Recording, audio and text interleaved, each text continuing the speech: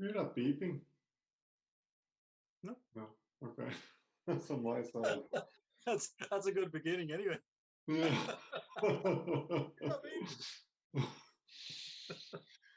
Okay, so share screen. We'll see if this works. Okay, so all right. Okay, plus. Okay, I think it's going to work, but we'll see. Yeah. Okay. So I need to introduce this in some way. Trying to think how to go about it. I'm going to pretend that we haven't been talking for the last 45 minutes.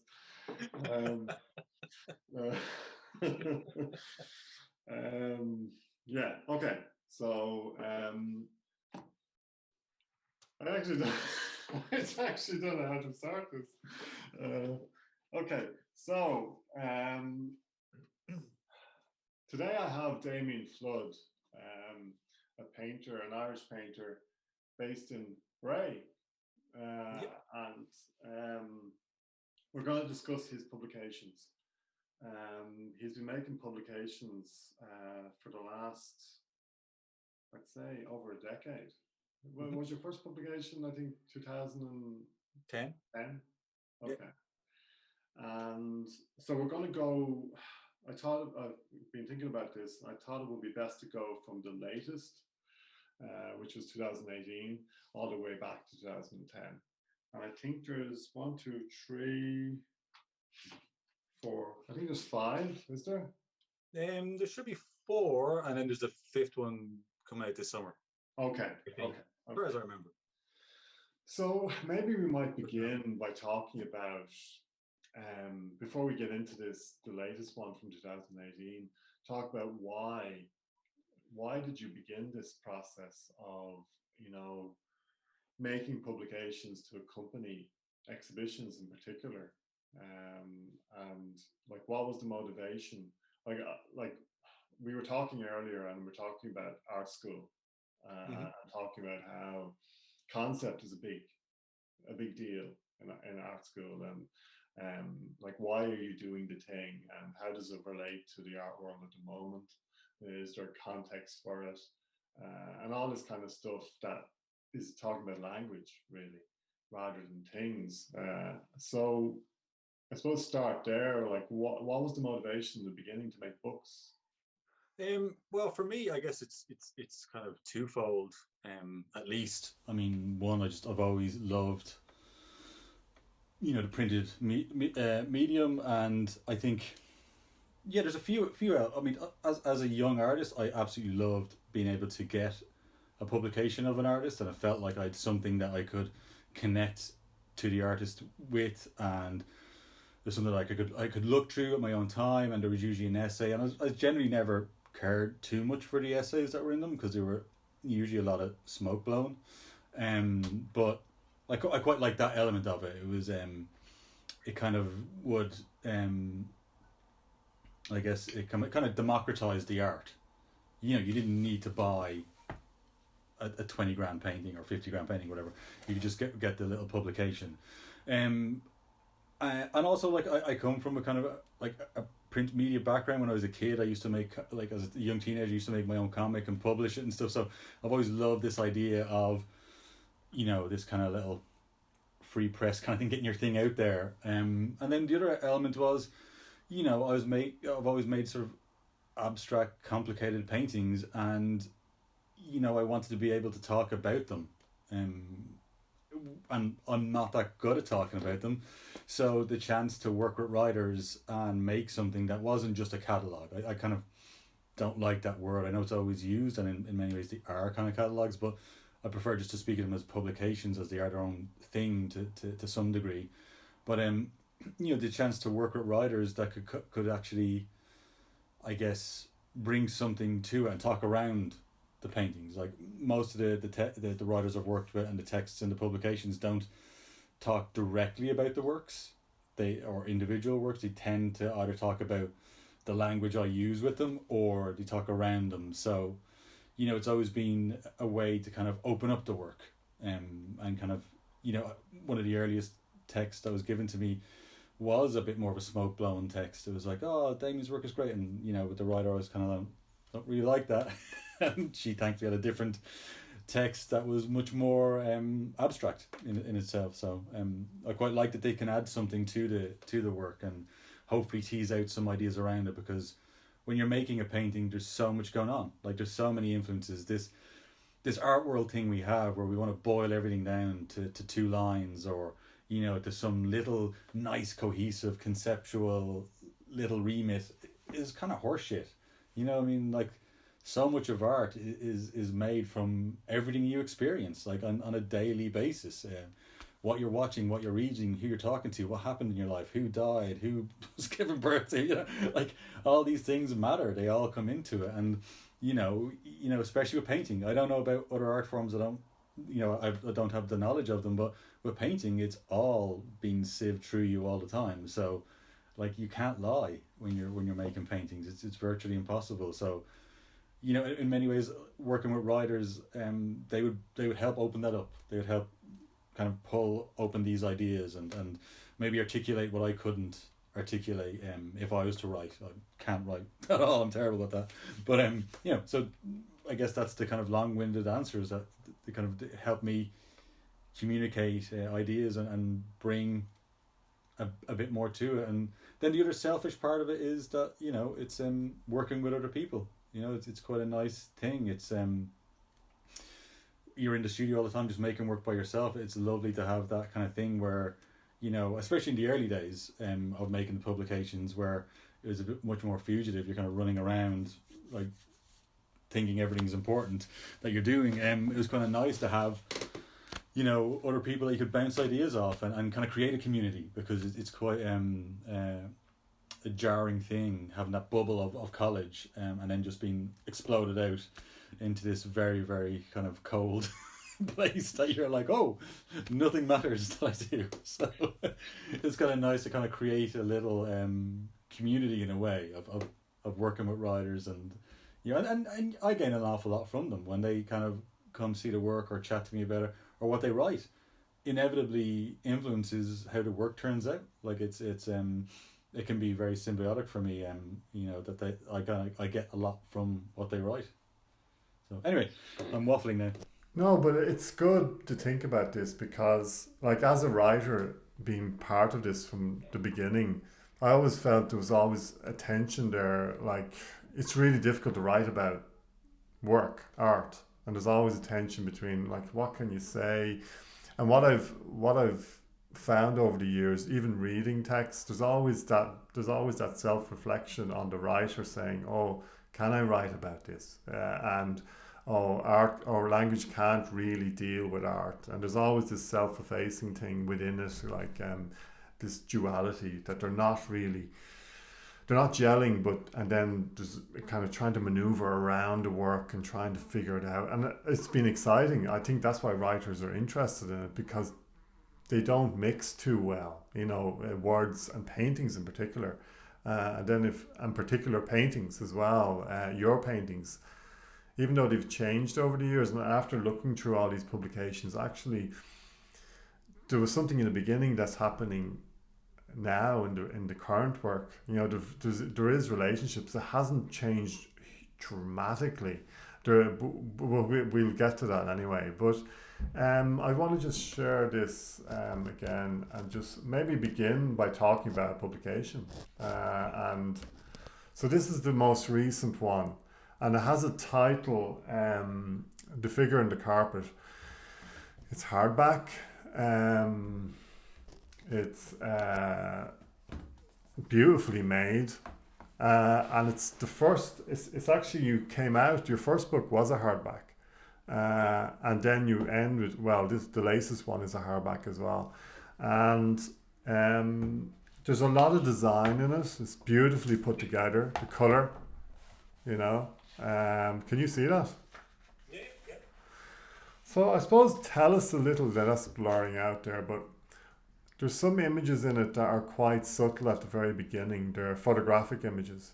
And they're figurative, but they're abstract. And can you tell us a bit about those images just at the beginning of this? Well, there's kind of like one of the main things I wanted to do with this publication was that because I had the luxury of actually having more pages for once, I kind of set aside like a bit of money from Arts Council funding to actually make it. So I actually had the luxury of making a hardback one and giving space to other images, because normally you're just trying to fit the paintings in and the text, and when it's a kind of more pamphlet style one. So the idea of this one, because I design all my own publications, I have the freedom to really play around with them. I wanted to actually, I guess, show what I'm looking at or was looking at during this period, because the publication covers maybe about 1.5 years, 2 years of kind of making, and I wanted to just have some images in it that show, kind of like tease out the daily process of painting, or the images. A lot of the images come from a residency in Paris for 2 months, and so I kind of wasn't taking photographs with the objective of the publication. I kind of started just looking through my phone and had like hundreds of photos from the last couple of years, and just wanted to put them in, kind of things that I took photographs of that I found interesting, that don't directly relate to the paintings, but it's how I'm viewing the world or how I'm enjoying it. So there's kind of weird images there of these amazing sort of shoes that I seen in Paris that were just these sort of frilly things sort of flopping out, or there's the kind of sculpture with the kind of broken off nose, and so just these things that would catch my eye, or that amazing image of the kind of draped figure. Like, it's just so haunting. And my eyes were also drawn to these sort of images because at the time as well I was kind of dealing with the loss of one of my closest friends. So there's an awful lot of the images I was looking at or reflecting on were kind of, I guess, through the lens of dealing with this grief. So there is quite a somber tone, I think, to the publication in many ways, and preposterous. So that image down the bottom left, that's Melt Banana, live in the Mez in Temple Bar. And then the photo over to the right is just this kind of weird image from, I guess, I don't know, what do you call ear places that deal with ears? Not doctors, I have no idea. Yeah, an eartologist. And as well as I have an image of an aircraft wheels, because at the time as well I was just traveling a ridiculous amount, so I was kind of and sort of realized that the allure of traveling wears off when you're doing it an awful lot. So yeah, there's those crazy shoes and the statue with the nose broken off and the hand. So yeah, just kind of things that reflect back and forth. So weirdly enough, that hand appears in a work in 2017 at Stefan Simone's, but the photograph of the hand was taken after the painting. So, but it's really weird. I didn't at the time. I wasn't making that connection until I put it into the publication. I was like, "Mad, that's the exact hand." I'd photographed my own hand for the painting, but that's one that I kind of photographed then a couple of months later in LA. It was just really weird. So, and this monkey is amazing. That monkey is unbelievable. That was in the kind of the Irish ambassadors in Paris, and we were having this we were getting a guided tour of the building, and we were standing in this hallway while the woman talked about this building and its history and stuff, and I'm standing, no joke, in this room that's just covered in monkeys like that, like all over it. Some of them were gold relief on the ceiling, but they were big kind of like 4-inch paintings of them on the wall, and they were hand painted. And look at the size of that monkey. He's holding bagpipes. He's a big fucking monkey, like. And we're standing in this place completely covered in it, and I had to interrupt the woman. I was like, "I'm really sorry, but I was like, what's the deal with all the monkeys?" And she just goes to me, she goes, "Oh, actually, that was just the style of the time." And like, some of these monkeys had guns and pirate treasure, and I'm like, this is just a style of the times. Like, that kind of puts our red feature wall to shame. Like, we think we're all jazzy if we paint one wall one colour. Like, they had life-size, like, giant humanoid monkeys shooting each other.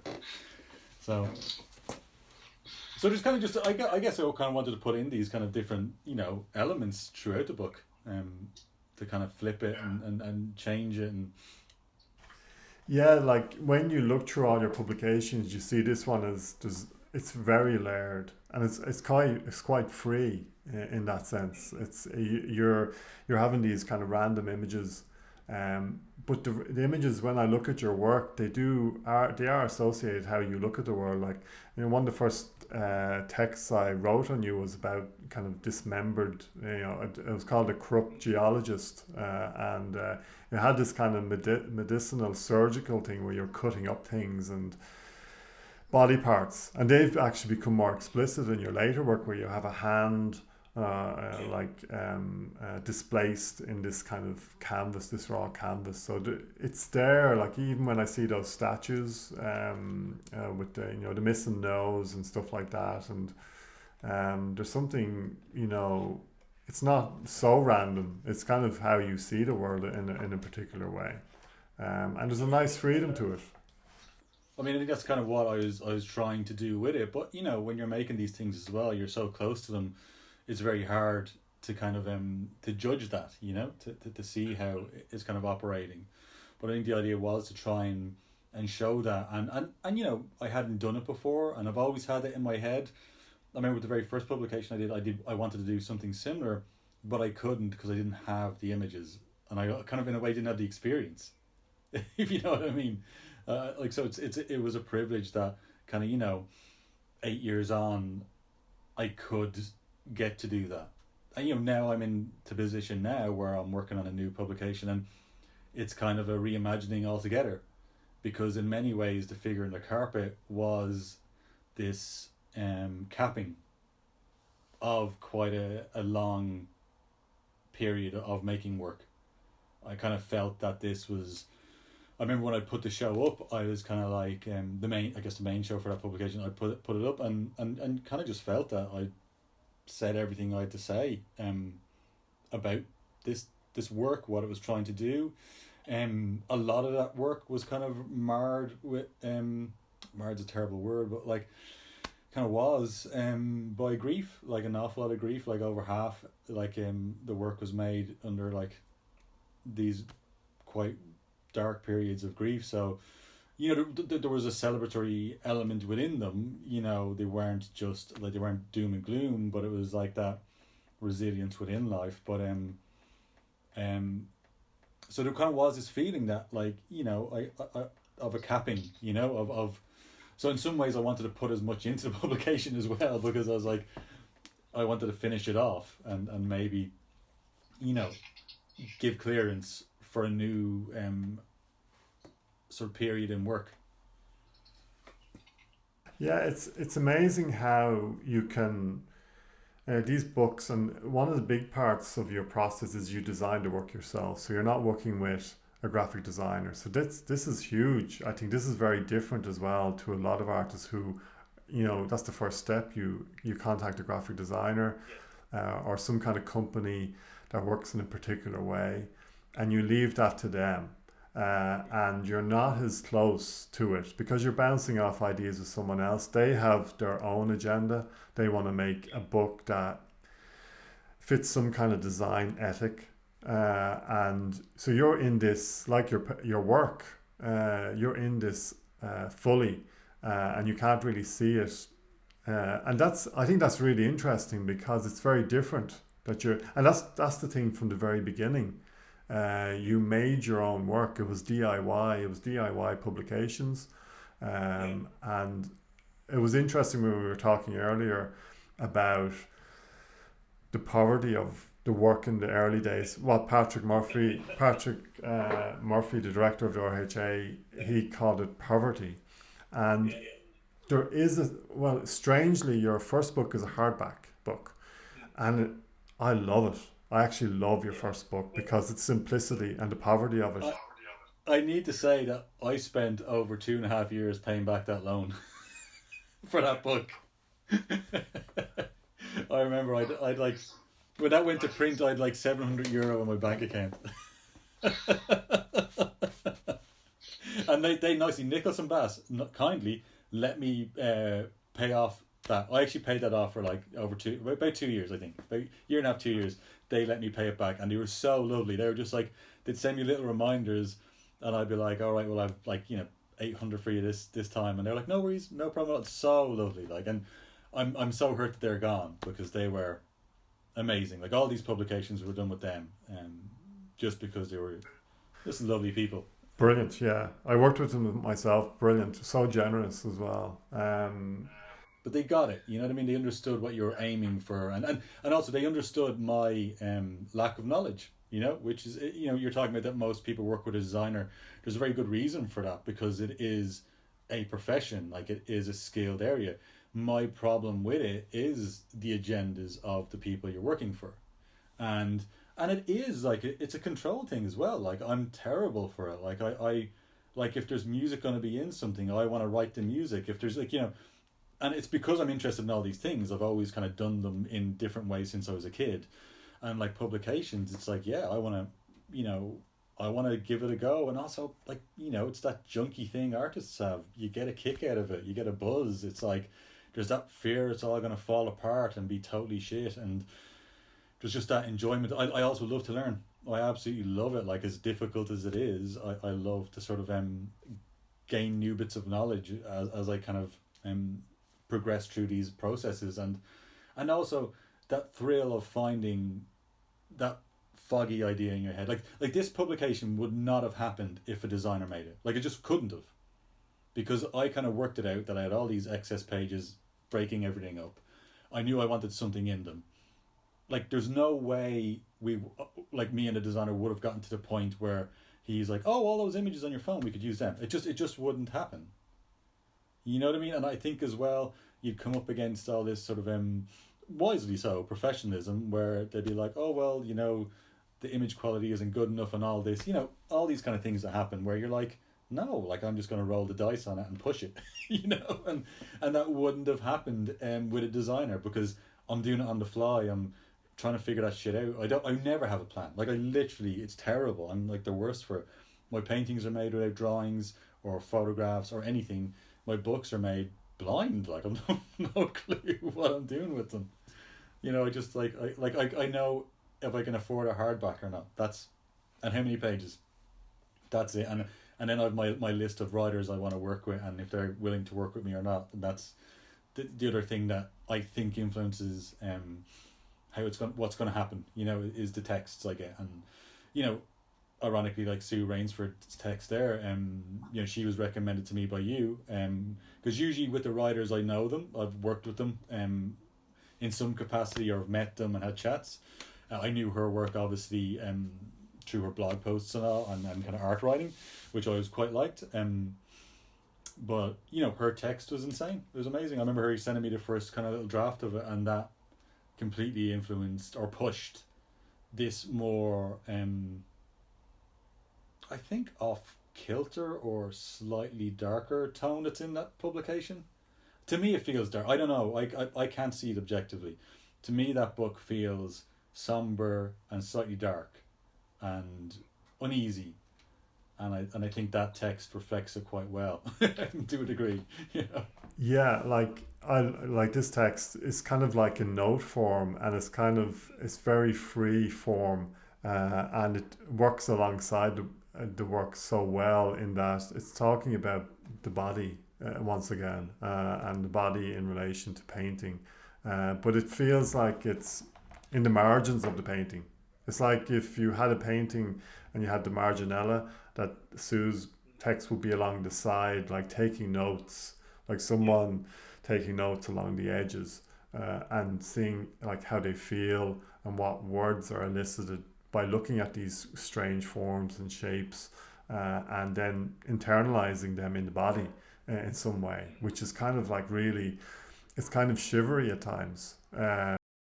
Because there's one line in that, I think, I'm going to misquote it now, but it sort of refers to a feeling, and a feeling of was a mouth with too many teeth in it or something like that. It's just like, I remember this was the first line. I was like, all right, text is nailed.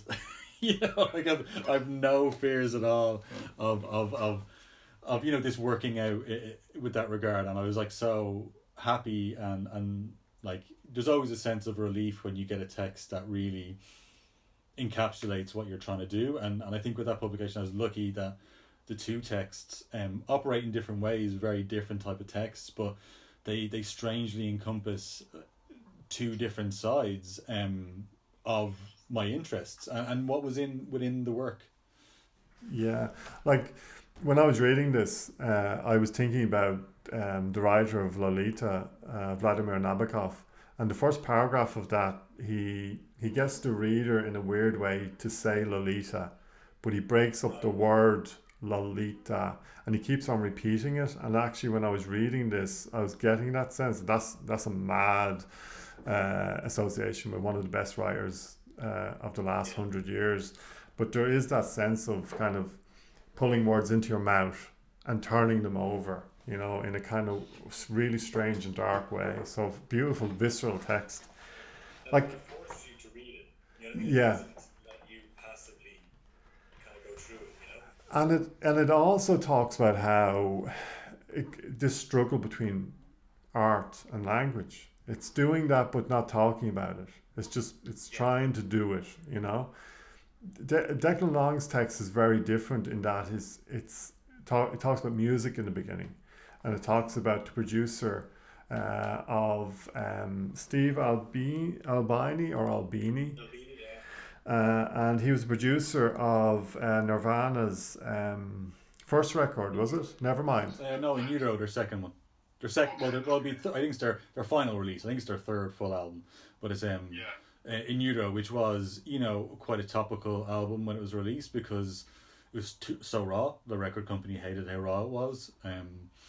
But you know, that text in a way was interesting for me because I wanted to do something with Declan just because of the music thing, because we anytime we'd meet up, we'd never really talk about art, we'd just talk about music, and that I wanted to try and interject something into the publication and my work to sort of reference that, because I think that's something that's like it's not maybe very obvious in the work. Like, people are always surprised by the music that I listen to when I'm painting, because my paintings can be quite beautiful, or pretty, should I say, which is fine. I've come to terms with that. Disturbing and pretty, but you know, I listen to an awful lot of kind of quite heavy music when I'm painting, and you know, a lot of the Figure in the Carpet was a direct response to the loss of one of my closest friends who I used to play music with, and we would actually always talk about that exact album in utero, which Declan didn't know that, which I thought was just quite unusual connection, that he spoke about the one album that was probably the one continuous subject matter between me and my friend that passed away. And we would often talk about that kind of crazy idea of being at the pinnacle of your career and producing something that could inevitably destroy it, you know, and staying true to what you wanted to do, and this essence of rawness. And it's something that I've always held dear in the creation of my own work, is that there has to be a purity to the work. It has to be doing what it's doing, and if that means the work is really uncomfortable and raw, so be it. If it means that the work is overly beautiful and is pushing up against perceived notions of pretty art, that's its truth, and that's what it has to be, and you know, it has to be that. So and I guess again the inspiration for the design layout of that is that kind of 90s grunge, you know, NME magazine, crumpled up papers. And I don't think if I worked with a designer they would have done that, because it's quite cheesy. You know, but I was like, you know, fuck it. Yeah. It's strange because, like, I love the title here because it reflects Sue's text, because rawness and rupture. And like, I've known your work for a very long time, and there's always been this sense of trying to get the rawness of the purity of the work, and then the rupture is the thing where the cycle begins again. You know, you go back into a new mode of painting, and can you change it up? What I liked about Declan's text was this idea of making an album and then keeping the rawness going, keeping the thing that you know that was there in the beginning. How do you keep that going? And we always look back in those music documentaries, and they started off in a garage somewhere, really bad sound, all this kind of stuff, but real experimentation because the poverty of the situation. and for the love of it, they were doing it for the love. They were getting off on it. It wasn't I don't think anybody really starts anything with a dream of making it. You do it because there's some innate connection to this making, to expressing yourself, to trying to communicate. And in a band, it's a very special thing. Like it's a connection with 3 or 4 other people, that it's your own little unit, and you're making this thing together. Like you're making a communal thing, which is quite beautiful, and something that maybe isn't in art, especially within something like painting. You kind of you do it by yourself, and I think working with writers is that little throwback to working with a band, because for the production of the publication, however fleeting it is, or however little contact you have, there is this little feeling of a little unit, while you're making it, and then it's made and it goes off into the world. There's also something that Declan mentions, is this idea of independence of spirit, and the kind of, going against the grain in a certain way, and a stubbornness actually. And you can feel that in the publications, that you're doing them alone. The work is quite enigmatic or idiosyncratic when you think about, groups of painters doing similar things. Your work has always been trying to kind of do something that is isolated or isolated from a camp. And that's why I think he picks up on that. He talks about this independence and stubbornness within the work. Even in the forms, the stubbornness of the forms. And then the design here, there's a stubbornness here. When you're reading this text, it's really, I'm trying my best to get this as best as I can on the screen, but when you're holding the thing and you're trying to read it, it feels like the text is coming through from inside, underneath. It's slightly tricky to read. Yeah, but it's not like white and black.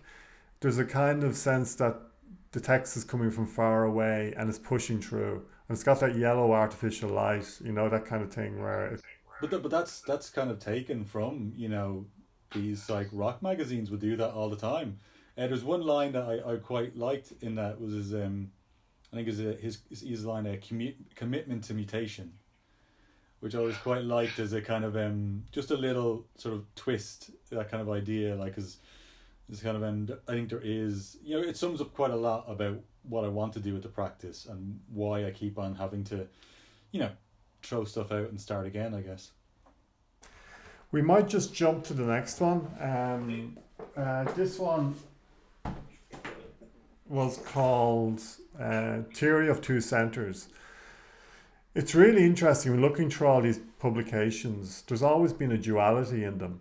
One of your first books was called Counter Earth, or had a Counter Earth thing going on. It two Earths, one that was kind of revolving around the real Earth, and there's this two thing, dualism. So here you have Theory of Two Centers. I remember seeing these works in the beginning, and I was kind of blown away by them because this drip. Because what had happened in the work, and your earlier work, is a kind of... I've always liked some of your works when I came across them in the studio, because there was so much struggle in them. And you can see underneath all this shit that's gone down.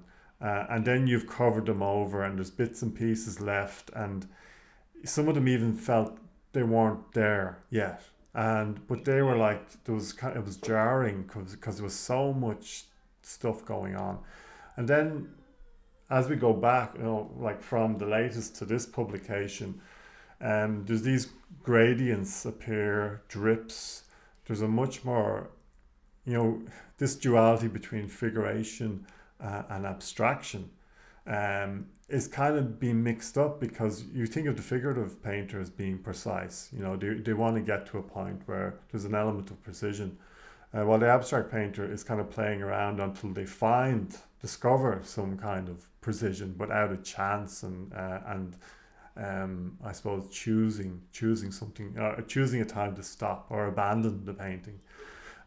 So these works are very they're kind of vertical, but they're also horizontal. Can you just talk a little bit about this new work? Because it's a massive statement, I suppose, in the very cover. But like the weird thing about these works is they're made the exact same way. You know what I mean? Like they would appear like people don't believe me a lot of the time that they're not planned.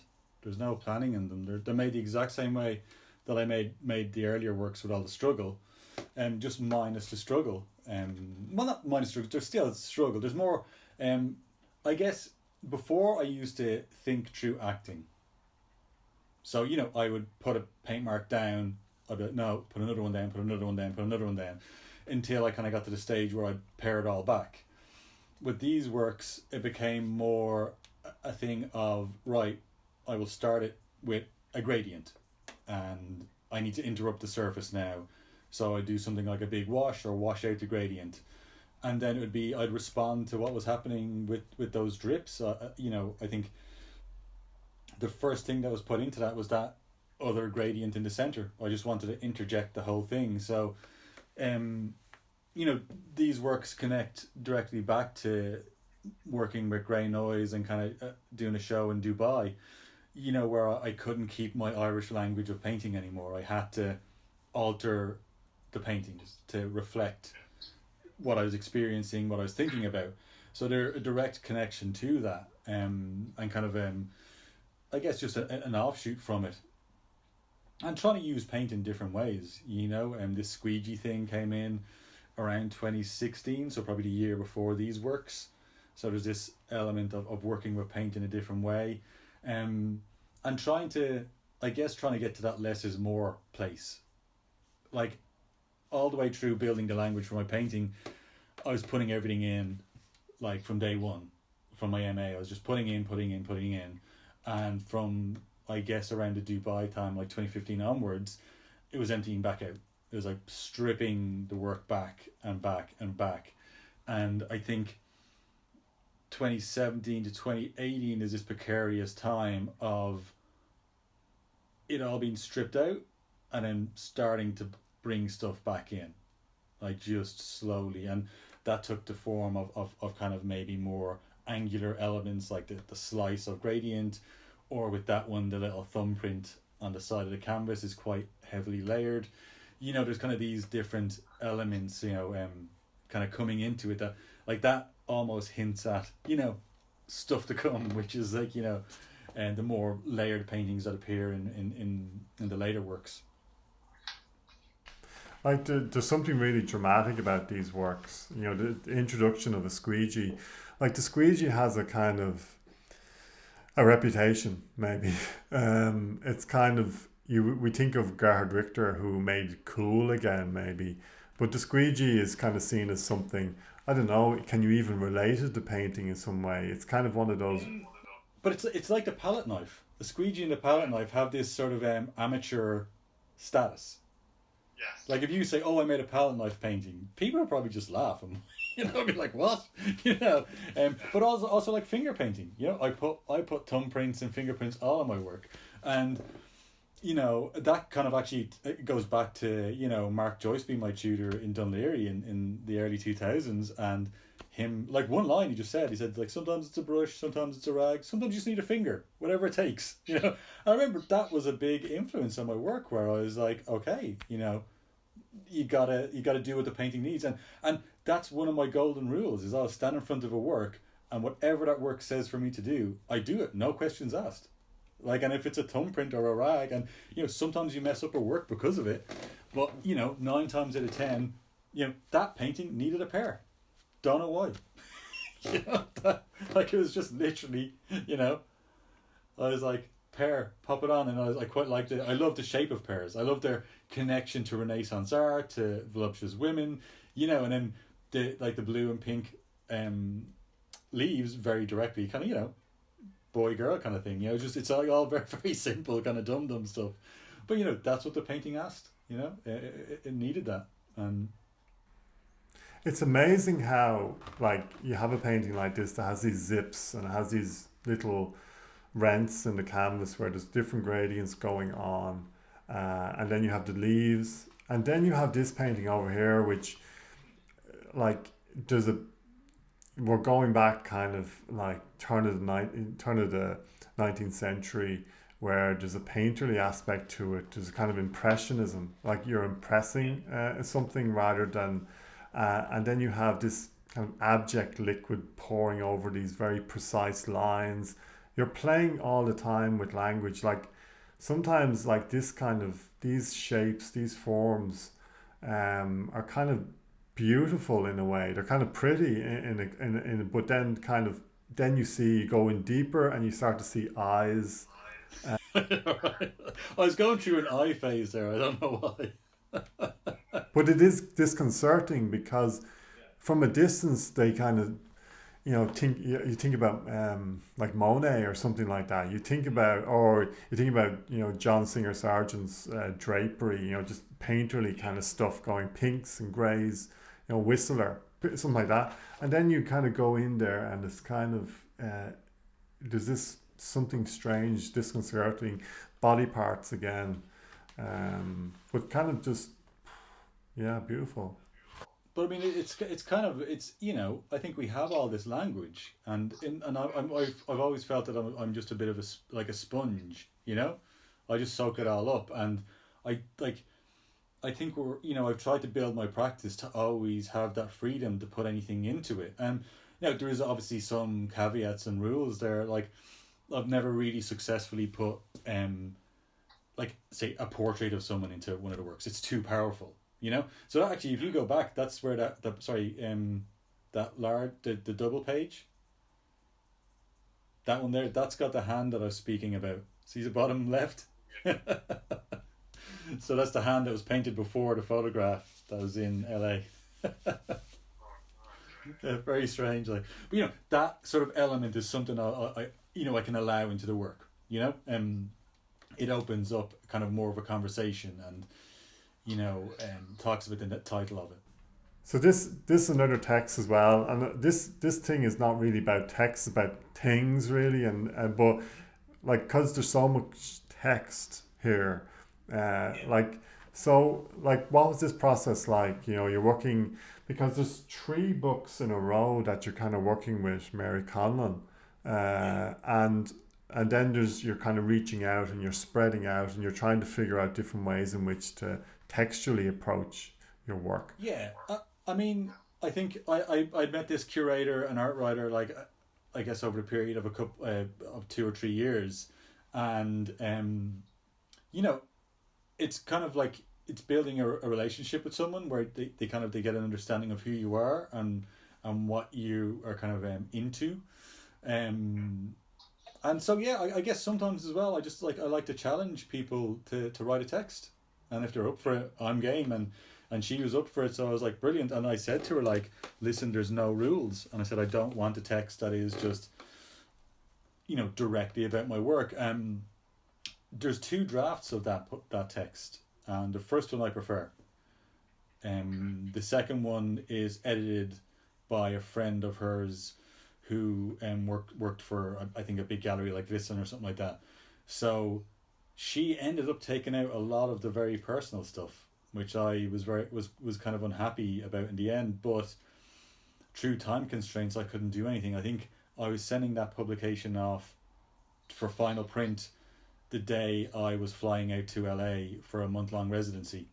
So it was just one of those things where I couldn't, like, I was trapped. If I had more time, I would have, negotiated with her, could we go back to the other text? But I had to honor her wishes. In my opinion, like I always, whatever way the writer wants the text laid out, whatever they want done with the text, I'll do, because I see it, as a collaboration in many ways. Like I don't want final say in the text because that's, wrong ego. You know what I mean? So I had to go with her wishes. But her other text was had that beautiful opening. It's my favorite opening to a text ever. Is her opening. I love it. Like it's just. It makes me a little bit teary every time I read it. Like it's just beautifully poetic. And if the whole text had been that, I would have probably passed out with excitement because I would have just been like, that is art. You know what I mean? It was like beautiful, swirly words, poetry, perfection. What it goes into is a bit more of a kind of discussion of my work. But the previous lost text, as it were, talks about her being in the studio and having the chats and kind of just stupid things that I sort of said in a conversation. You know, like really dumb shit that I really liked. It was really because it personalized the whole experience, where the editor of that text ended up kind of making it a more professional text for sure. But professionalism in that regard has never been at the forefront. I mean, one thing to make clear about all my publications is they do not progress my career in the slightest. So that's why I say they are not catalogues. Catalogues are lovely images with smoke blowing that progress your career. These, in no uncertain terms, progress my career. If anything, they stifle it because the texts are usually convoluted and heady and, hedonistic, and, make it more difficult to understand the work, which is I love. I absolutely love. But that is brilliant, because as someone who's written in these things, like I adapted a new language when I was looking at your work, and I was free to do so. And I got kind of icky, and I started talking about shit and abjection. But there was no censorship there. I could go there. I could go into this kind of space that in some ways repulsed me even.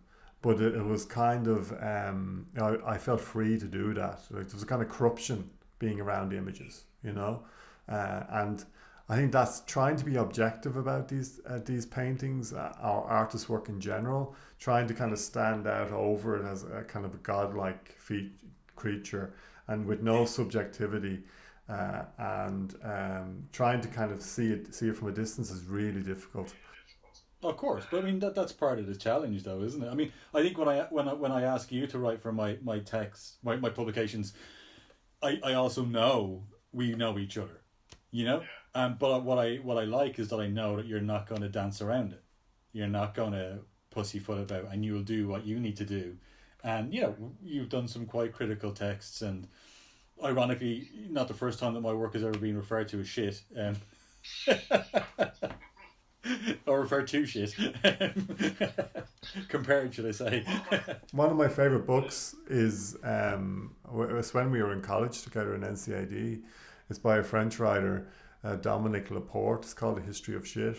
And I feel that he wrote it because he wanted to use language in a particular way. It wasn't just he was talking about the history of shit. He said he could talk dirty, or he could talk in a way that another subject wouldn't allow him. So it was uncivilized. The whole text was just so, like you're coming away from every paragraph like, oh, Jesus, because he's talking about the history of shit back in the time when sanitation isn't good in Paris. So it's kind of lends itself to that. We're getting towards, now there's 3 publications here I want to look at. And they kind of, 3 more. Yeah, there is 5. Yeah. So there's going to be a 6th one. So these ones are very early days. Well, they're not early days. This one is was with Mary Connell, but Mary Connell is in these 3 books. Yeah, that one is probably one of my favourite ones, weirdly enough. Yeah, I don't know. There's something about it. I like the softbound. I like that I got to use the back of a painting for the back of the book. It's so naff. It's like, but no, I quite liked it. That was actually crowdfunded as well, which is something I would never recommend for people to do. And obviously done in collaboration with Ormston House. It through kind of problems, I guess, with getting the publication done. It came out a year after the exhibition, so it was quite unusual. Hence the kind of the humorous title Afterworlds, kind of a nod to other worlds, but also it's after the fact. Cheesy name in the end, but I quite like it. I quite like Afterworlds as a title, and I think as a publication, it had a nice distance to it. A simplicity as well. It's terrible that one's signed. That's embarrassing. God. Yeah, you can see like Ormston House is a space down in Limerick, and because like the space and the history of the space really influenced the body of work, and the the exhibition had the grandiose title of Theatre of the World, but that's actually taken from Athanasius Kirchner. It's not a reference to the actual work. And you have Patrick T. Murphy here writing the preface. Well, kind of Patrick doing what Patrick does, where he just completely sums up your entire practice so simply. You know, it's like he does it in like 4 lines, and you're like, he's got an amazing gift that way. I'm the opposite of Patrick T. Murphy when it comes to writing. Like, he's able to write just succinct sentences that are so direct that they're kind of shocking. While I'll have to kind of meander and wander somewhere and then find something at the very end. But like, I love his style of prose. The title of that, you know, sums up what I'm trying to do in the work. Not saying successfully, but you know, it sums it up in the title. And I was always just like, how does he manage to do that? It's crazy. So you end up here. There's a conversation with me and you, and that was 2013. I can't believe that. I didn't read. I find it really difficult reading back through anything I've written or in interviews. Well, James, I will not watch this.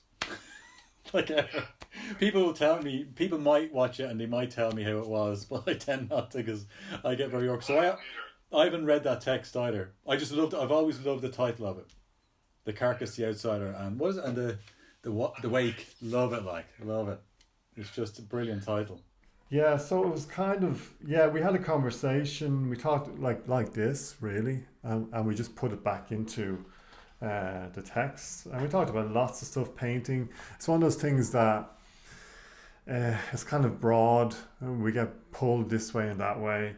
And I'm at this time I'm writing quite abjectly. I'm talking about the body. I'm interested in that stuff in relation to your work. We mentioned Chris Martin. So like, we're looking at contemporary painting. It's quite a long interview actually. But yeah, like one of the things we talked about it was pop songs. You're working with. I keep on digging this back up. This quote you have about, you have 2 strands of your work. You have the pop songs, and what was the other thing? The slow burners, or the kind of so the ones that kind of hit you straight away and the ones that you have to stick around with. I've always, it's easy to like the pop songs because they're pop songs, but the ones I've always liked in your studio, because I've been sitting in your studio for sometimes up to 2 or 3 hours, it's the ones that kind of invade your space over time. And it's weird we only get to experience that in a studio setting, if you're in a studio for that length of time. Yeah, no, absolutely. I mean, you can't see that I don't think you can see that in an exhibition, you know? Even if you're to stay there for 3 hours, I still think the context would be very different. Like the pop songs and the other works would, drown it out, You're not going to get to see it. I think that show was quite interesting as well, though, because it had, it was some of the first large works I've done, and it had some, quite successful works, but then some very, very unsuccessful works, I think that was a really awkward phase in my practice, where, I think there's elements of the work that works, but it's like that painting on the left there, I'm very uncomfortable about that painting. It's really weird. I remember making that painting. I remember every moment of that painting, and it kind of scarred me. But I remember going to your studio and you were hitting these small little works, and you knew you were getting them over and over and over again. Yeah, because that's an interesting one, because the one on the right, nailed, done, bosh, out, Then the one on the left, pure, unadulterated torture. It's like, that's what I'm saying. I suppose in your more recent work, there's a precision. All the stuff is here, the drips, but it's all here. It's all here. Like it's you're going through a process where you're trying to discover all the things that you have now. Like the gradient isn't here. So what you have in place of the gradient is this kind of covering up. It's kind of it's a double layer of washes. Like it's kind of 2 or 3 thin layers of washes. Yeah. But that's what I would have always said, like that. I mean, I've always been trying to build a language. Like, that's always what my painting practice has been about, is building a language that I can use to make these works and to try and make them more successful in that, you know, you've got a larger toolbox to work from. Because I think if you just work in one manner, you're going to hit the same problems and have the same solutions, which doesn't make sense. There's a text here by Woodrow Kernahan.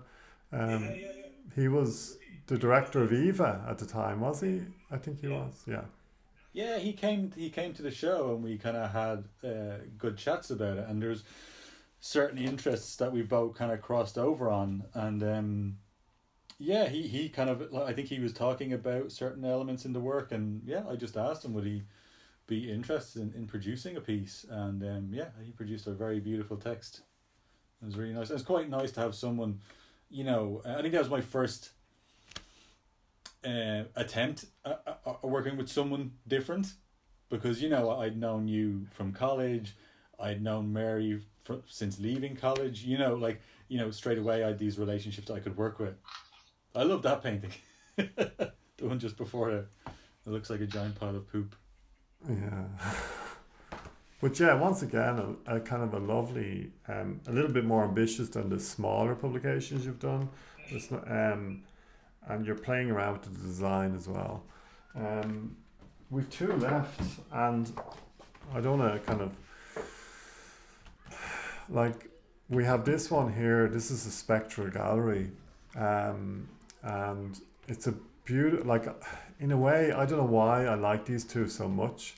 Perhaps it was because we had just come out, we come out of art school, we were finding things. This was new. This was like, and you had gone ahead and start doing these publications, inviting people into your practice to kind of create a dialogue around them. And it was like, oh, can you do this? Like, what is this? You know, it was new. This is the poverty section, I suppose, this is the first, well, this is the second one. This is the first one.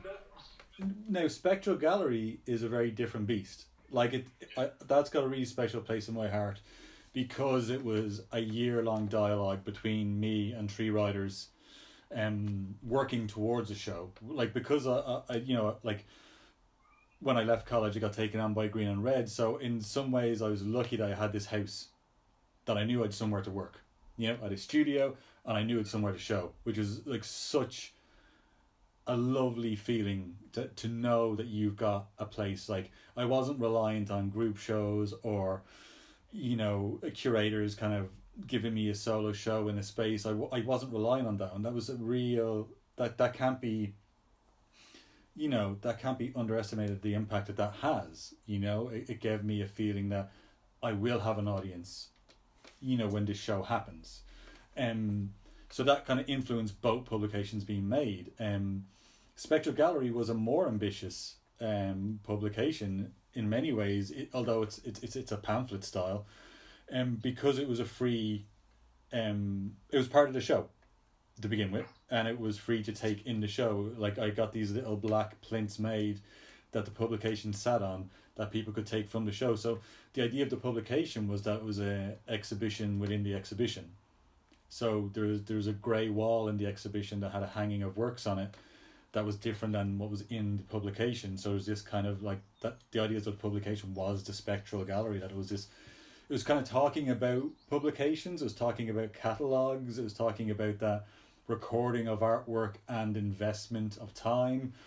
Like, we met, I think it was once a month or every 6 weeks in my studio for an entire year, maybe year and a half, and had chats, you know, and so there was this complete crossing over of my practice and the writer's practice. Of I was getting so much from the discussions between us all. And I remember one time I had these really awkward, terrible works in the studio, and I remember Mary Conlon calling me out on it, you know, and kind of going, what are these? And it was this complete sort of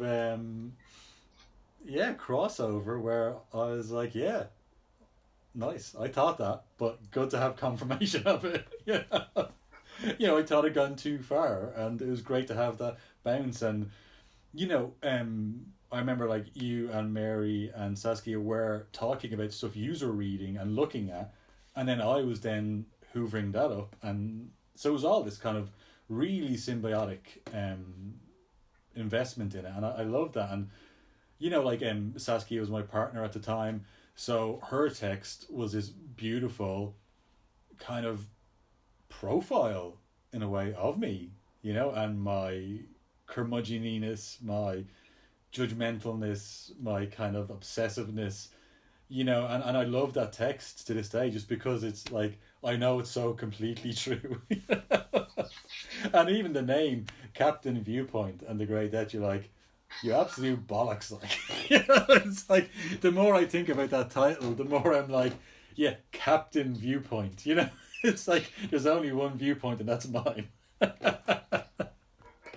So I love that, you know, there's a lovely mixture of texts. You've kind of got your one, which is this surgical, vicious beating of the work. Like it's mean. Like it's just mean. Like you took an axe and a hammer and just went at the work. You've kind of got Saskia's, which is much more kind of a profile in a lovely story form. And the thing I love about it is that it is a story, which I love. I've always wanted that, to have an actual story that goes with the work. And then you've got Mary's, which is much more her investigation into text around the work. So it's quite, you know, beautiful, these sort of foldings. Calvino, I remember Mary. Mary was so, like, at the time she was emerging as a curator, and I ended up working with her actually down in Limerick a few times. I loved working with her. Actually, we used to make work for her. We'd have a conversation and I'd make a video work and then we'd go with that. Like, but it was kind of, I don't know, there's something different about the art scene as well. It was very small. I remember having the conversation about Spectral Gallery in Green and Red with Saskia and Mary, and we were on these creaky chairs and it was a really small little audience. And it was dark. It was, and I just remember kind of loving this, like loving that it could be this, it could be, it doesn't have to be big. It doesn't have to be big, it can be small, and it can have creaky chairs, you know. But I think we were also doing something quite intimate and ambitious, I thought, you know, in like, we were quite fugitive and renegade in a weird way. Not that sounds a little bit ego-y, but I don't mean it that way. I mean in that we were like, maybe ignorant is a better word, you know?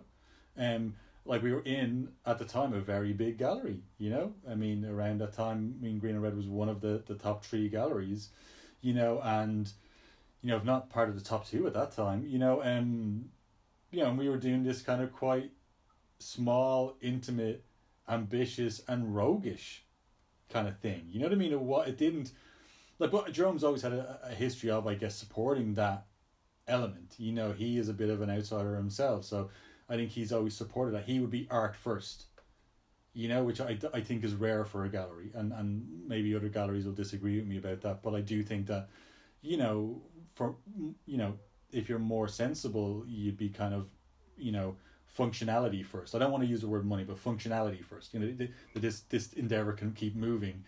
Jerome would be, you know, art first. You know, whatever the art takes, and you know, to the demise of the gallery sometimes. You know, that you're like, no, this needs to work as well. But I've always loved that. You know, he's always supported me in whatever, you know, flights of fancy I have, and Spectral Gallery was one of them. That was a complete flight of fancy and a very ambitious show. That, you know, kind of was made for I think for an audience to kind of really to take and kind of chew over. But you know, whatever happens with an audience, I have no idea. I mean, I think, yeah, it's a weird one. I remember I had to pretend to ask people to take the publication so people realised they could. I know, but it was so they treated it as an art object. You know? Yeah, but it felt like, you know, I know what you're saying. Like, when we were even doing that talk in Green and Red, like, I was very new to the scene, and I was like, oh God, I'm in Green and Red talking, you know, talking about paintings, and it's my mate that's showing the work, and what's happened in the last 2 years since our college. Like I was quite intimidated by it as well. But we were also in a time of change. Like Yeah. the Irish economy had completely tanked. Oh yeah. So yeah. I think that does reflect on everything in it. Yeah. There's a studio shot. I actually, this is like a photo album, and I want to kind of segue from this into the one you're working at the moment, and then we'll finish up then. But this is like a photo album. It reminds me of a photo album in some way. The shape of it, this kind of. I remember someone broke my heart when they I think I'd gotten a few copies of it, and I was in Templebar Galleries at the time at a studio there, and there was an artist I was talking to. I can't remember who it was, but they were looking at it and they went, "Oh wow, yeah, it kind of reminds me of a kid's book, the shape of it, and the fact that it's glossy." And went back into my studio and I was just like, "Oh my god, I want to cry," because I could see it. I could see what they were saying. I mean, I like it because it's landscape, and I think it's ridiculous to have a portrait book with landscape paintings, which happens 9 times out of 10. Yeah. So I was like, make it landscape because it's a landscape, because it is. But I agree with their point. I could have made it a little bit more square, but then it'd probably be more kids' book actually. Anyway, sorry. The weirdest thing, I love it because when I look at your work now over the last decade, and when I start writing the text for the current piece, I started thinking about photography and your work and your relationship between photography, and it's been huge. And then when I look back into this work, I started the photographic element, this photo album, and the kind of what you were talking about, how there was a kind of a sadness in one of your books. There's a melancholia in the work, even though there's an energy there. This opening, what is Earth? A geode. What is a geode? An earth-shaped body. What is an earth-shaped body? A geode. What is Earth? I love that loop, and actually sums up a lot of what comes next. This idea of language and objects, like a geode. So it's kind of, and then you come up with this idea of counter Earth as well. Is this within this counter Earth? Yeah. That was made for the show Counter It. It's called Selected Works because I wanted it to encompass more of what was going on. So. So what's this? That's a tea bag on a fork. Yeah. So this is the poverty. This is the poverty section. Like, it reminds me of just the way it's photographed and the curtains in the background. Oh, that's a basement flat, by the way. So that's a basement flat. So there's kind of and that was on an old crappy Sony Ericsson phone. But I love the reason I don't do more photography now is that cameras are too good, like on your phone. I loved these kind of crappy photographs that you got with like these old camera phones. We'll just flick through this because it's one of those. What you have is the title on the left hand side and then the image here, and it's very simple. It's very traditional though. I was like, me and Mary put this together now.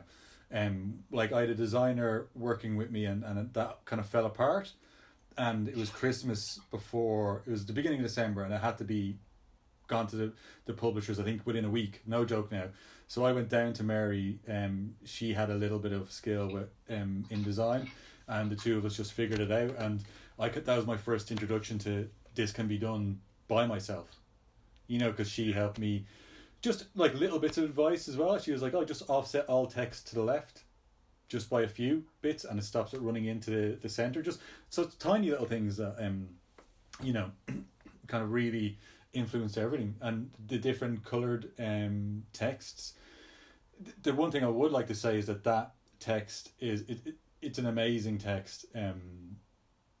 That's still my favorite text of all time because how it came about is really organic. Like Mary's working on this experimental text and she's working on a kind of smoke blowing text, and she sent the smoke blowing text to me and I was like, "Ooh, not really into that."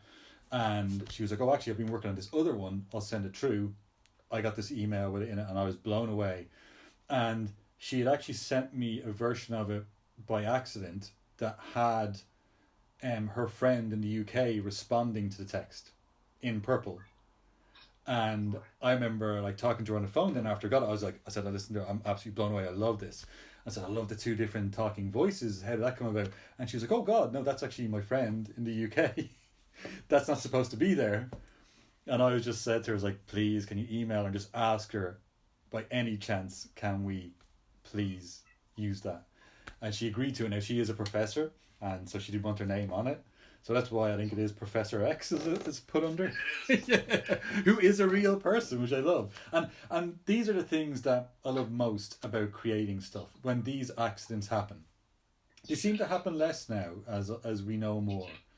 But these kind of really fugitive times where we're just arsing about and trying to get shit done, and kind of really trying to kind of get, pull it together. Like we put that together in 9 days or something, like, which is crazy, like, It's like, and then you can see your earlier work here. This is 2009. A lot of texture going on, a lot of layering, but you're starting already to see this thing where forms are looping inside of each other, and they're creating this kind of second space, and you can see the beginnings of it, like even here, the drips.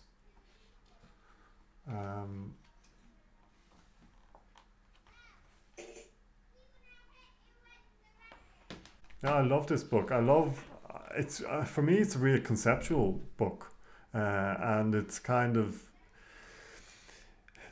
the medium is entangled in the message in a way. It's kind of, there's a balance. Mary's text and X, the shape of it as a photo album, the opening image of a tea bag as a photo, and a kind of one of those photos that you get printed off in the shop. You don't go off and get someone to print them. It's very raw, and but it's a hardback. Now here's the kind of weird thing: it's got a hardback on it, and then the design is simple, and then you have a hardback. It's kind of, it's one of those weird things that has come out. It's emerging from something. It hasn't been. You see your later one. There's much more design. You've become much more. The images are beautiful, and you can see your work. You can see a shadow around. Like these are cropped images. Yeah, no, they are. Yeah. There's no way of doing it any other way. You know what I mean? Like the limitations were kind of severe. I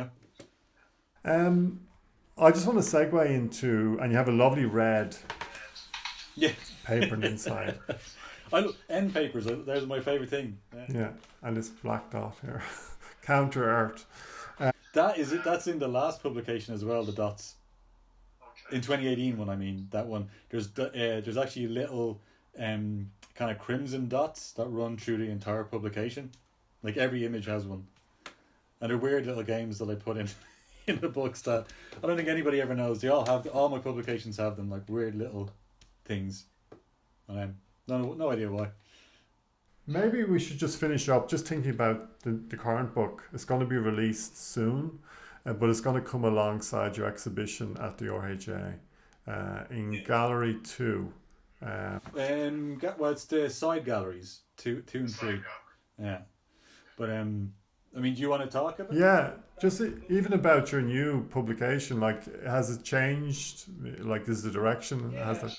I mean, as we were talking about the 2018 one, Figure in the Carpet, that was a kind of, in my mind, a capping off of a lot of stuff. That show, I did have a bigger ambition for that show. I did want to do ceramics for it originally, and just everything going on. Like I was kind of doing residencies at the times, group shows and solo shows in different countries, and I was just non-stop on this treadmill of producing shows, and the work was happening and I was happy with the work, but I just kept on getting all these different ideas that I wanted to pursue. And so after I'd finished that show, I felt like this nice closing. I was like, okay, I'm done with that as it is in its current form. And I kind of started thinking about how do I move forward. I was hitting 40 as well, which is a big landmark in anyone's life. You know, you're kind of, how do I keep this practice going? I was thinking a lot about financially how you keep it moving. And I was also thinking about how do I kind of do the things I want to do. So I briefly looked into doing a PhD and wrote an application for that, and that didn't work out for many reasons. Probably primary because I didn't want to put the effort into to really do what needs to be done for a PhD, which is ridiculous. A practical PhD is all writing. You're like, makes no sense to me. So but that was cathartic. Doing that process was brilliant. It kind of pushed all this stuff out of me and kind of finally put to bed this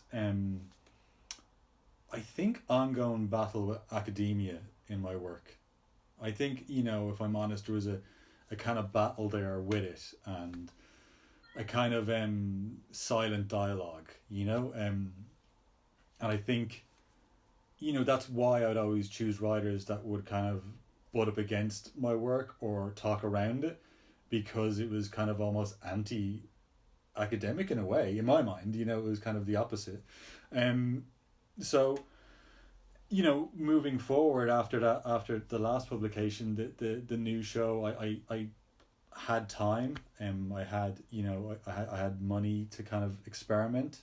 I kind of orchestrated. I wanted to slow my practice down. My practice was running too fast for me, production was making work. So I wanted to spend more time with the paintings. The paintings were asking for more time. They were asking for asking for more from me. I wanted to be more generous with them. You talked a lot about language of paint, of kind of different languages of paint, the different tools, and I felt like it was time to kind of bring them together, to merge them together, and I knew that was going to take time. That wasn't something that could be done in a 3-month run up to a show, or a 6-month run. I knew I needed I had a year and a half originally, that got extended to 2 years. So which gave me time to take time. And also I wanted to start making sculptures, to make pots and figures, and no idea why. I still, you know, that's going to take a long time to uncover. But yeah, I wanted to make those to really interrupt the work more, and I think to take the pressure off the paintings. The paintings were coming under so much pressure being created, that I needed to focus on something else. And the sculptures were kind of a gateway to that, to kind of diverting myself, and also they let me speak about different things. I think there's stuff that my painting can't talk about, so there's stuff coming up in the work that I really wanted to discuss. So you know, there's, as I said at the beginning, like, there's an awful lot of influences that come into work, you know, that arrive in work for it to be made. And like, so there's these little crying men that I make, and I was just making them, and kind of didn't really know why. And for ages I didn't know why. And I just kept on making, and just loads of them. And I was like, why am I making these? And I kind of loved them. They made me sort of giggle a bit. And I kind of realized only at the beginning of this year, so probably 1.5 years, 2 years after making them, that they're actually about the futility of desire. And the kind of that, like, the pointlessness of desire. Like, desire is such a weird thing. Desire happens, you're in it, then you get the thing you desire, and you kind of don't feel either any different, or you feel sad. Like, sometimes you can feel sad, you know? So desire is this really futile thing. And so all these kind of little crying men are that kind of are little monuments to the reality of life, in that without desire there kind of isn't anything. In my mind, I know you'll probably get Zen Buddhists going, no, you just don't know. That's fine. But in normal everyday life, that's kind of all we have in a way. You know what I mean? We desire stuff on any level, you know? It's like, you know, want is a different word for it, but we want for stuff all the time. And that's, we want, we get, usually we feel no different. Sometimes happy. There is stuff that does make us happy, of course. But maybe that's what want. With a desire, I think desire is intrinsically connected to disappointment and sadness. You know, when you truly desire stuff. And art is a massive one. And I think we've spoken about this many times, where the smoke and mirrors of college days was brilliant. You know, galleries were these big gleaming cubes of inaccessibility and beauty. And then you get into that sphere, and I've worked with many galleries now, and you're like, wow, they're kind of no different, you know? They're run by people much like myself who are neurotic, egotistical, and, you know, like maniacs. And I mean that with the utmost respect, because I encompass all those qualities, you know, and every gallerist I've ever worked with encompasses those qualities. And you need those qualities to do what we do. But, you know, so the desire thing, I think, is a funny element. And I think that's what those sculptures are about. And then there's other sculptures that are just about my obsession with death. And a lot of people I speak to that are in their 40s are obsessed with death. So, you know, I think it's quite a normal thing. But so it's just, I guess, different ways of speaking about it. So to get back on track, the publication is reflecting all that. It's reflecting a big shift in how it's designed. It's going to be, I think, probably a bit more flashy. Like, it's not going to be on muted art paper anymore. So it's actually going to be on a kind of a kind of ivory white, but like a matte ivory white, but it is going to show the images a lot more punchy, because I think the work is more generous. The paintings are really physical, they're really lumpy. I do all the photography for my work, so I think this time we're actually going to have the work photographed as well. So hopefully the photographs will reflect a higher quality as well again. You know, but it's also going to have sculptural elements in it, so it is going to have this really punchy sculptural quality to it. And I think to sort of reflect on the kind of, I don't know what you call it, like, you know, maybe gold poverty of the work. Yeah, because there's always a poverty element. But there is a kind of a desire to the work. Like, I've wanted to make these works look desirable and kind of play with that element of collectability. So they kind of they sort of dance around this area, and you know, so the publication is going to reflect that, in that the images are very punchy. You know, I think, yeah, just elements like that. There's going to be gold end papers, so because gold runs all the way through all this work as well. Like, some of the paintings have gold in them.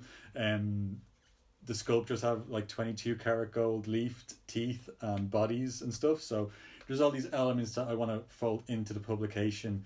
So there's a sort of slickness to it, but then there's going to be an awful lot of extreme close-ups of work as well. So again, this embodiment. There might be some random photos in it. I haven't decided yet. I'm terrible. Like, if I had to pitch these ideas, I'd never get anywhere. Because I make them in a response way. So at the moment, there is a template for it. So I sent you kind of the first run through of the text you've done, and you can see there's a very different quality to how it looks. So it kind of almost is mimicking this Sunday supplements from the 70s kind of element. I've no idea why, but when you sent me your text, that's the first thing I thought of. And I dug up these photos from us working together in 2006, is it? 2005? Maybe 2005, is it? Oh no, it's before that. It's actually 2004. 2004. Yeah, because we would have just started that project we were working on. So I dug up those photos, and they're in it, and they just have this, you know, nostalgic quality to them. That, like, so the font was then chosen from that. Sue has thankfully agreed to come back and do another text, and her text is brilliant. It just, again, mimics the sculptural elements in it. It's really beautiful. So, you know, I worked with her on kind of how the text is going to look. So her text actually is gradiated from the outside in. So when you're trying to read it, it feels like it's exploding out. Like, it's really weird looking. And, you know, again, I ran it past her, and she was like, yeah, love it, on board. And then I kind of wanted to fade out her text towards the end, so like it gets hers to read, and it actually looks like it's crumbling apart. And she was agreed to that. So, you know, again, I always want to push the layout forward with your text. I kept it quite simple though, because I think there's a documentary feel to your text. It's kind of chronologically talks about our relationship. in quite an unflinching way. I might have to say, I felt quite weird after reading the text. I was like, I sound like a fucking egomaniac. One line from that has stuck with me and has haunted me. Like, you sent me that text, what? How long ago? 4 months ago, maybe even more. And one line haunts me from that, and it's because you refer to me in it as D, and there's just one line, and I think it's after a paragraph, and it's by itself, and it just has, it's like, D is always working, and it haunts me. Like, it actually haunts me. Like, it's really weird. I don't know why. Because I think it reveals a part of my personality that I kind of deny. It was like, yeah, just thinking about that, even sending you the text, I was kind of like, oh, because I kind of let it all out, and I kind of let it all out on the page, and I was kind of, but I was excited by it as well. I'm really excited by it. And we go back to this idea of the freedom working within this situation, that you feel that, okay, I can say that, or I can say that, you're not always censoring yourself or pretending that you're not censored. That's the worst thing. But I think as well, your text is quite raw in parts. Like, there's parts in that text that of course you're talking about a relationship, so I know 50% of it. I didn't know it from your point of view, which, was quite fascinating in a way, to sort of see it from that side. And it was like, I felt quite dumb in a way, because there's some things you mentioned that I never even thought about, which is me starting to work with a gallery, and like, I would have viewed your practice with envy, you know what I mean? And I didn't realize that, that the other part was slightly true as well, that, and that was kind of because I'd always look at your practice and be like, yeah, he's just doing it. He's been 100% honest and pushing up against things, and creating stuff that I wish I could have created, but couldn't, because I function in the rules of painting. So it's taken me like 10 years, or not even 10 years from my MA, but like 20 odd years from my BA to finally make sculptures. And I wanted to make sculptures from 2014, but they couldn't. I did, but they were terrible, so I hid them. And I did in my MA, made terrible works, which you speak about in the text. My dreadful MA sculptures. But so I think, like, in many ways, the publication, I want to reflect those elements. So I think it's there's tons of it that's still to be decided, because I'm waiting to install the show. I'm waiting mainly to get the photographs. The installation photographs are going to dictate, the rest of the publication. And I have images in my head that are in my phone that I'm like, ooh, I might use that. I might use this, but the publication is, the language of it is definitely different. Like, the fonts used play an awful lot in it. They're kind of they feel all a bit sort of 70s jazzy in a way, and I don't know why. Like, that's probably a bad way of talking about them, but there's a lot of kind of gradients used, and pumped color. Like, it's very pumped. It's not like all the other publications are muted, apart from maybe the first one is pumped, and then everything is muted from then on. So I think the latest publication, or the one to come out, attaches itself more to the first one, but then I think the work for this show attaches itself more to the first show. I think it talks about two languages. Like, the first show talked about photography and painting. This show talks about sculpture and painting, and them merging. And again, I'm painting on sculptures. Like, all the vases in the show are painted on, much like the photographs are painted on the first show. So, the publication, I guess, is reflecting that, and it's reflecting maybe a freedom from the academia. I think those interceding publications were operating, or trying to operate naively in that space, which I think, a lot of Irish artists are probably guilty of.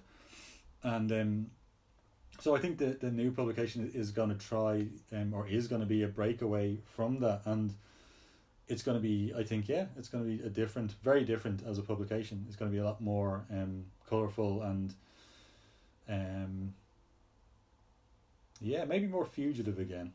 It's going to definitely play by its own rules, and for better or worse, and I think, there's like brilliant introduction by Patrick Murphy and two fantastic texts that operate again, which I quite love, quite differently. One is very organic and about two people, and the other one is quite abstract, visceral, and uneasy. It's kind of I think that's. I find that there's not much more I can say about it because it's not made and very not made. And that's the thing. Like it's easier to reflect on these things that were made so long ago, and you're kind of in the middle of this one. I suppose we'll finish up there, but I was just thinking that the show is on its way.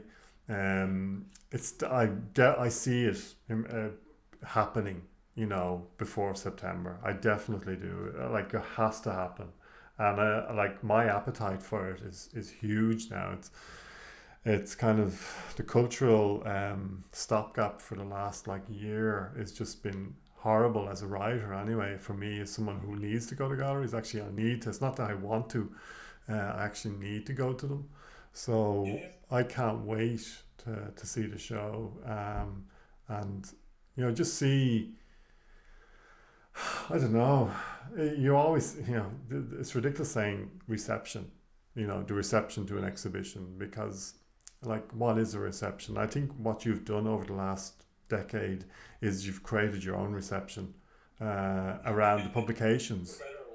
Yeah, but it hasn't been a glorifying one. You've invited in writers that that you can be honest with, they can be honest with you, and they can say things, and it's not that you're inviting in people outside of that bubble, the key word at the moment, but it that's lend itself to this kind of, honesty in the work and the reception to the work. So I think it's, it works really well, this thing that has emerged, or very organically, and kind of naively, kind of oh, what is this, and so, I think it's brilliant. But I think that's the interesting thing about the RHA show, because the audience for the RHA is a much bigger audience. It's a much more culturally inclusive audience.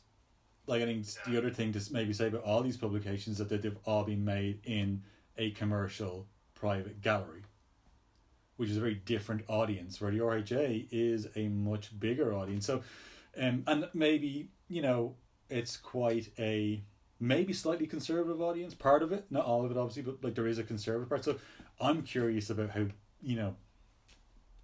I've pushed my practice for this show into very new territory, and I think very different territory, and the work is a little bit more jarring than maybe before. I think the paintings are probably more open and accessible, maybe, to a degree. So it's going to be quite interesting to see how that is responded to. What will people make of this? And then for the kind of the more sort of traditional art audience that knows my work, which would be would be the more kind of insular kind of art world, for lack of a better word, in Dublin, they'd know me just primarily as a painter. So I think there is going to be a jarring on both sides of what they think of this or what happens with it. And I think there's a chance that both will sort of be meh, what the fuck's this, and walk away from it.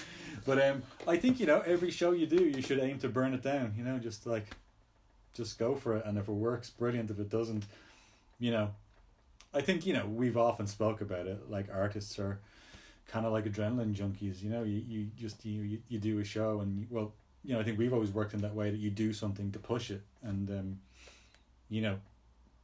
maybe it's going to backfire one of these days. Who knows? Could be this summer. Watch this space. We'll end up, burn it down. Great, brilliant.